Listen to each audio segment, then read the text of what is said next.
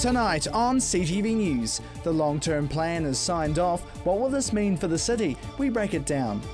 It's a record achievement for ultra-fast broadband, and the Canterbury Rams get set for their final game for 2015. Broadcasting across Canterbury from the CTV studio, this is First at 5.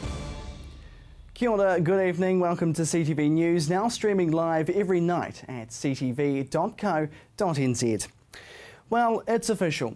Christchurch City's next 10 years has been planned. Rates will rise and assets will be sold to help the council pay its $1.2 billion debt. CTV News took a closer look at today's long-term plan decision. The council now has a long-term plan. It's been a long and difficult road to get there, requiring a leap in rates and the opening of future asset sales. The Christchurch City Council has been dealing with a massive shortfall of $1.2 billion as a result of the earthquakes. And now, after months of submissions, discussions and debates, the local body has adopted a plan from now to 2025. Which is a great foundation for the city's future and does enable us to reclaim, the leadership role that people elected us to undertake. So this is what the council has put in place. Over the next 10 years, the council will spend around $9.9 billion towards the running of the city. The majority will come from the ratepayers, a whopping $5.3 billion. The rest will be from general use charges, fees and asset sales. And the council will borrow around $1 billion to make the cut. More than 2,000 submissions were made to the long-term plan hearings last month, many of them concerned about asset sales and rates. Nearly half of them concerned about the future of Christchurch East, including the pools, the holiday park, golf course and the repair of the Pages Road Bridge. But it was a tough decision in the end for the councillors, voting 8-6 in favour of the long-term plan, not a unanimous vote. We've heard that an overwhelming majority said that they did not support the position of selling assets in our companies. And it's for that reason that I cannot support those parts of the plan which do allow that to happen and which I fundamentally disagree with. I will be working hard to retain our assets, and I'm pleased to hear other councillors have also expressed this desire as we move forward to future choices and as more of our unknowns become clear. In the face of factual evidence, the will of our community by 4-1, 83%, the sense of loss of control over its assets is noted in the agenda. This council still chooses to ignore that. On that basis, I cannot support this recommendation. Let's bring those nuts and bolts together. Let's create that vehicle to bring us to a better future. None of us wants to see capital release if it can be avoided. It clearly can't. Owning for the sale of owning is not fair for those still dealing with broken pavements, roads, pipes and community facilities. You cannot have your cake and eat it. I really believe today we will adopt a very good plan that will be the platform to rebuild our city in a manner that puts Christchurch in the forefront of New Zealand. To make a place where anything is possible, the budget is the foundation. And so what I think we've got here is a budget that's listened to what people have said and actually starts to create the foundation for making that happen. The Mayor believes the vote today won't have an impact on future council decisions and won't divide the body. I don't think that it's going to cause any problem at all because, they've put a line in the sand, and I guess what our line on the sand as a council is that we can stand on our own feet. And she says she wasn't concerned all the councillors didn't back her recommendation. The issue was really about whether you want to focus on one aspect of the plan or whether you wanted to adopt the whole plan. Of course I would have liked the whole council to say it's really important that we have a long-term plan in place. The Mayor has said in the past she wouldn't again do a process like the long-term plan in its current form.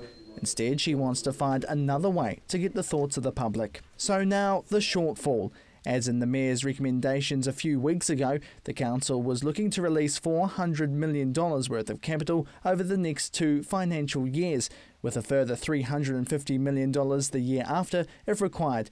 That recommendation stands in the long-term plan that's been adopted. And the money will come from these assets. The long-term plan will see council-owned companies such as City Care, Red Bus and Enable Services being able to be sold without further public consultation.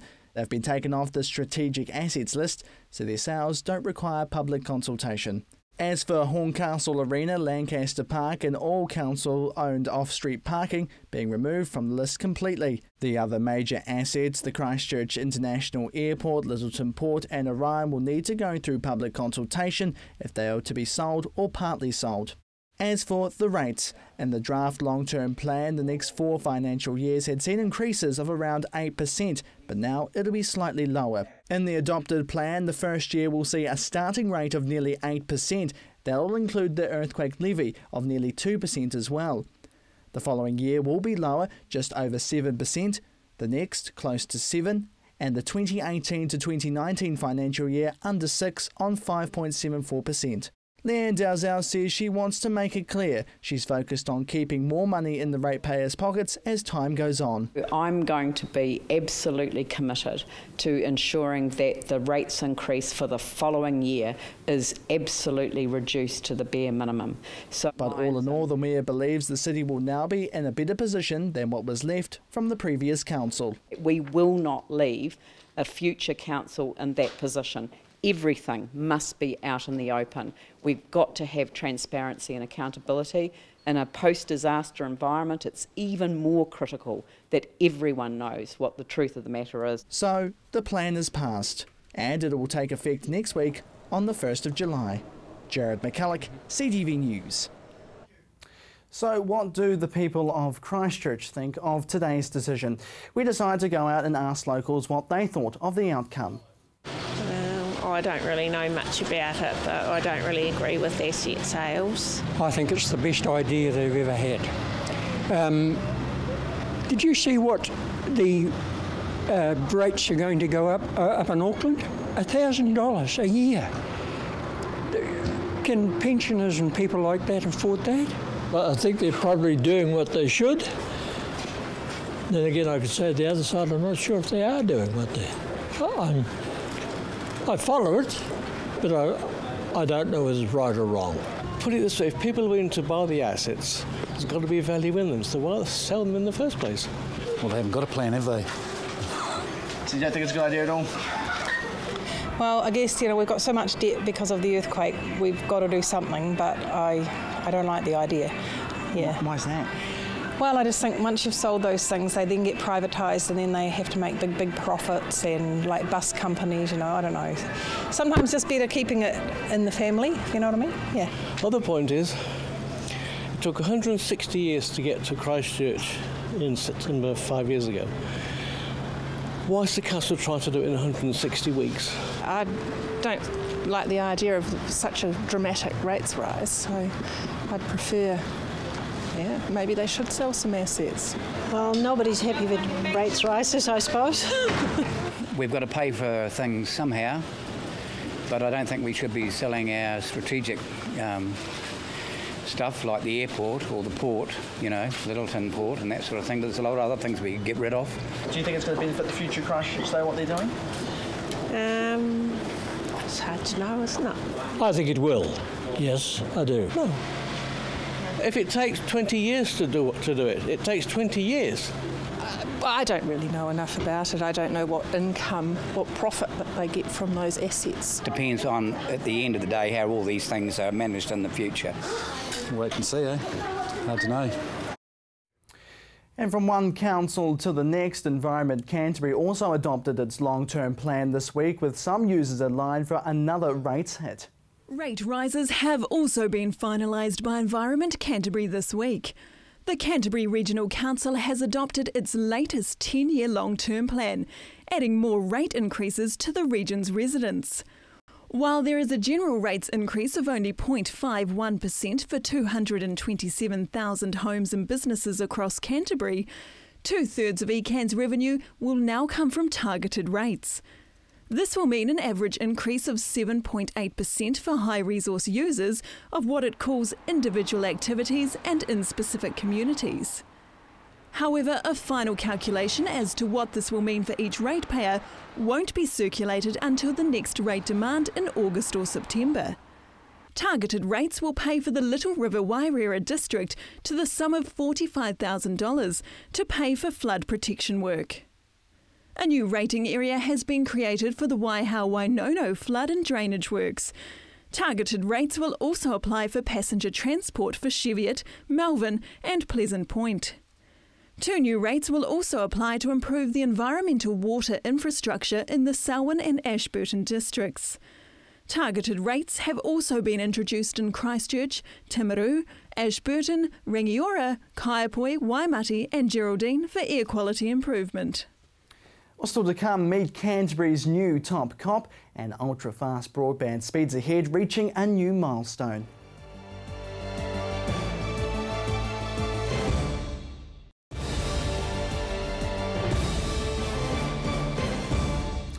Welcome back. Canterbury Police have welcomed their new chief. Superintendent John Price has taken over as District Commander from Gary Knowles, who held the top role for the last 3 years. Superintendent Price has been in the police force for nearly 30 years. After working in Wellington, he moved back to Christchurch in 2005 and managed search and rescue after the February 22nd earthquake. Gary Knowles has taken the role of Police Liaison Officer for South and Southeast Asia, being based in Thailand. A taxi driver has been told to prepare for a long spell in prison after being found guilty of sexually assaulting a female passenger who passed out in his cab. A taxi driver has been found guilty of sexually assaulting a teenager who was passed out in his cab. 35-year-old Mohammed Darakir, a recent immigrant from Jordan, was found guilty at the Christchurch District Court today on charges of sexual violation, indecent assault and abduction for sex. The court heard the then 19-year-old victim had been placed in his cab after being found passed out in the Monday Room bar in central Christchurch. Instead, he drove her to a remote location near Cheney's Corner. Yesterday, the jury saw film footage of the cab's security camera, which shows her falling asleep in the front seat before it is turned off. The court heard that Darakir sexually violated her and kissed her on the neck and breast. His DNA was identified by an ESR specialist in 3 places on her body. He had pleaded not guilty to the charges, but today the jury found him guilty on all 3 offences in less than 3 hours of deliberation. He was remanded in custody, and the judge warned that he now faces a significant sentence of imprisonment. He will be sentenced at the end of July. A milestone was reached today. The 100,000th customer has been connected to the government's ultra-fast broadband network right here in Christchurch. Chelsea Daniels reports.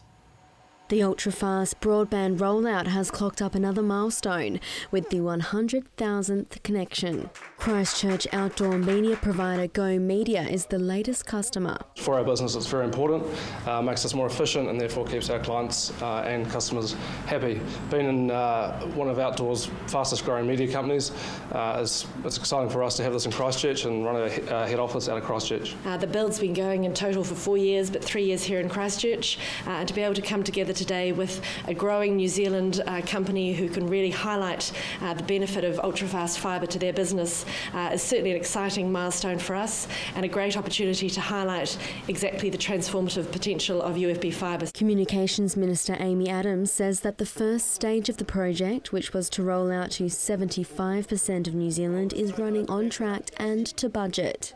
Last week, she announced that they are halfway through the build and recently announced they are now extending the project out to reach at least 80% of New Zealanders. And Christchurch is already benefiting from the project. In Christchurch at the moment, Enable have just been telling us we've got about 12,000 people connected already. In areas like where I'm from, out in Selwyn, and places like Rolleston, you've got up to 40% of the people out there connecting to fibre. So I think we're seeing a great level of interest from Cantabrians. She says there couldn't be a more perfect time for Christchurch. Obviously, while Christchurch is going through the quite disruptive process of having to rip up its roads and redo all the underground infrastructure, Enable are working very well with SCIRT and with the Christchurch City Council to ensure that that build program is being done at a consistent program with the rest of the underground infrastructure. But it also means that while businesses like Simon's are establishing new offices, setting up and rethinking how they work in Christchurch, it's the ideal time really to think about getting your connectivity right for the future. 2 Degrees CEO Stuart Sheriff agrees. I mean, you've got all the new suburbs just cropping up outside Christchurch after the earthquake, and perfect opportunity just just get fibre in there and get everyone on UFB straight off. The UFB build is now complete in 11 towns and cities, while more than 2,200 schools have fibre installed and ready for service. The first stage of the build is due to be completed in 2019. Chelsea Daniels, CTV News. Well, still to come, sport and your region's weather.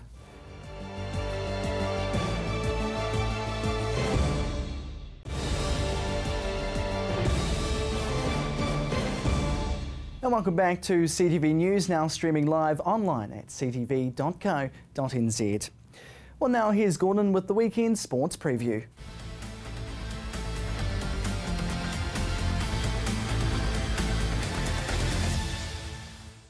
After a loss to Hawke's Bay on Monday night, the Canterbury Rams' playoff hopes are now over, with the side's attention solely focused on tonight's final game of the season against long-time rivals, the Wellington Saints. With the playoffs out of the picture, the Rams will be looking to other motivations ahead of tonight's clash. No one goes out there just to play just because the game's on, so we also obviously still want to win, try to finish with the best record that we can possibly get. I think it's definitely a step forward from where we were last year, so if we can finish with a, I think, 9-9 record, that's 500, that'll be pretty good considering it's the second year we've been back. The Rams had an interesting two-game road trip last weekend, having to delay their game in Hawke's Bay after being stranded due to flooding in Wanganui. We got there and then we heard all the warnings about the flooding, and then we tried to leave anyway, but then they said all roads going any direction, so we couldn't go back from where we came from. We couldn't go north, east. We couldn't even go the long way to get to where we wanted to go. So they just said we had to wait it out. And then the next day came along, and then we were about to leave again. We got like 5 minutes out, and then the flooding was like 3/4 of the way up the tyre. So they were just like, no, let's turn around because it's going to get worse as we keep going. So turned around, spent another night in Wanganui, and then just waited till they said the roads were clear, and then we took off. It was still kind of bad when we left though, but man, it was boring. It wasn't all bad news for Rams co-captain Ethan Rusbatch though, finding out he was one of 2 Rams named in the Tall Blacks trial squad. After narrowly missing out on a trial previously, he's worked hard to develop his game over the last 12 months. Normally, after the season finishes, I just go back to like a regular job and don't really put in as much work as I'd like to. But the season just finished last year. I was pretty much working straight after the season all summer until pre-season started here before everyone else got here. So I think that definitely helped out quite a bit. Mark came here in early September, I think, and then ever since he got here, I was just working with him pretty much every day. The other Ram making the trial is 17-year-old Sam Timmins, whose naming is just another step in his overwhelming development as a basketballer. That was a goal this year, to get a Tall Black trial, so I've got that, and now the next one is to go up there and actually perform and show that I've earned it. So you know, it's I mean, it's just kind of recognition that, you know, the goals are being achieved in order so far. So it's good. It's rewarding to know that I'm being recognised. He's not just resigned to using the trial as experience. Timmins knows he can make a realistic push for selection ahead of the national team's trip to Europe and the upcoming Trans-Tasman series. A lot of these opportunities, you can't go into it thinking you're the young guy and you're just there for the experience, because, I mean, you get less out of it anyway if you do that. Like, if you go over there like, I'm really going to go at these guys and, you know, say like, hey, I can play too, then you're going to get more, they're going to respect you more for that anyway. So there's definitely going up there with the mindset of being equal with everyone. For now though, Timmins and Rusbatch will be looking to finish their Rams season in style, with tonight's final game against the Saints tipping off from Cal Stadium at 7 p.m. To rugby now, and the Hawkins Trophy enters round 3 tomorrow. Marist Albion will look to continue their rich run of form they've shown in recent weeks when they host New Brighton. The other 2 games tomorrow see Hawkins Cup winners Lincoln University travel to Sydenham, while Christchurch host University. Well, the 3rd round of the Chatham Cup takes place all around the country this weekend, with 4 mainland section teams being narrowed down to just 2. 2-time defending champs Cashmere Technical face their toughest task to date when they take on Ferrymead Bays, while in the other mainland section game, Coastal Spirit take on Nomads. The winners of the round 3 clashes will meet each other in the tournament's 4th round. And finally tonight we go to the UC Championship, and this weekend's match sees 2 of Christchurch's top rugby schools do battle, with second place St Andrews making the trip to St Bede's, who are looking to climb the competition ladder. Tomorrow's game kicks off at 2:45 from St Bede's, with coverage of the match right here on CTV the following day at 12:30. You're up to date with the latest in local sport. I'm Gordon Findlater for CTV Sport.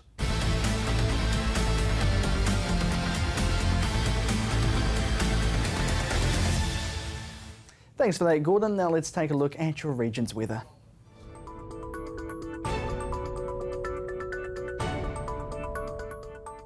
Kia ora Canterbury. Well, the weather has been quite consistent and calm over the last few days. However, we are expecting a southwesterly change later on this evening. Let's take a look at today's highs though. Twizel on 10, everywhere else here on 12 degrees. Heading to mid-Canterbury, Christchurch, Akaroa and Leeston, 12 for you all. Darfield on 10 degrees, slightly cooler, and Ashburton cooler again on 8. Methven 11 degrees for you.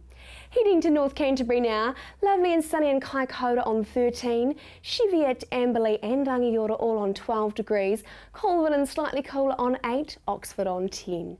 Over to the Alpines now, Arthur's Pass 8 degrees for you today. Let's take a look at tomorrow's temperatures for the major centres though. Timaru, northwesterly winds we're seeing here with sunshine and a few cloudy patches, 12 is your high for tomorrow. Looking to Ashburton, a very similar picture with northwesterly winds, a few cloudy patches with sunshine and 13, a little bit warmer for you. To the Garden City now, northwesterly winds with sunshine here and there, 11 is your high and -1 for your morning tomorrow. Kaikoura, 11 degrees for you, 4 for your morning, not too bad, quite a mild morning for your weather tomorrow. Looking at other areas, Twizel, 12 degrees with you, with southwesterlies coming through as well. Temuka, you are also experiencing southwesterlies. Mid-Canterbury, Leeston, we're seeing a few northwesterlies coming through. Sunshine for Darfield, which is lovely. Methven also on 12 there. Heading to North Canterbury now, Hanmer Springs on 11 with a few southwesterly winds, Colvin and sunny skies on 9 for you, Oxford you're also on 9 for your Saturday. Heading over to the Alpines, we're seeing Lake Tekapo, you're taking out the region's low of 5 tomorrow. Let's look at the upcoming days. Sunday, we're seeing 12 degrees for all of the major centres here. A few cloudy skies and rainy patches for Timaru and Kaikoura. Southwesterly winds for Kaikoura as well. Over to Monday, lovely sunny skies. Great for that first day back at work and the early teens we're seeing coming through. Over to the next upcoming days now. Northwesterly winds, watch those few rainy patches down here as we head up with very similar picture but southwesterlies coming through. Looking at Monday's temperatures and weather, we're seeing sunshine, fairly cool temperatures though. As we head further up north, we're seeing a few cloudy patches and sunshine as well. So we are expecting that southwesterly change to come through, bringing a few showers with it. However, that isn't expected to last too long, hopefully making for a great weekend. For now though, that's your weather update for Friday. Doesn't sound too bad at all, Mercy, but that is CTV News for Friday. Thanks so much for watching. I'm Jared McCulloch. Good evening.